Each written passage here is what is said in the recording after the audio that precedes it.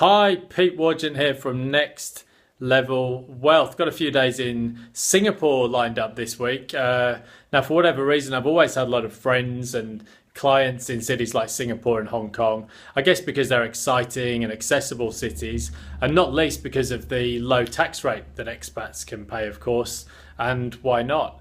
Now, all of this brings to mind a very famous Charlie Munger article from Berkshire Hathaway called The Art of Stock Picking.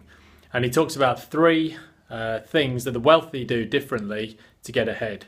Number one, they seldom bet. Number two, when the odds are in their favour, they place meaningfully sized bets. And number three, much forgotten, they invest for the long term. So they pay far, far less tax.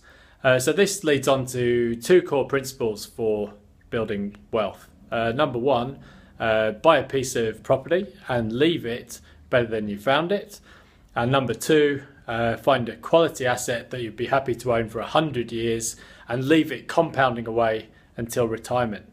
So why don't people do this? I guess because the impacts of compounding growth are far less in the early years, and they really start to pay dividends as you approach retirement. So those are just some simple ideas for today. Off to enjoy Singapore for a few days. Cheers.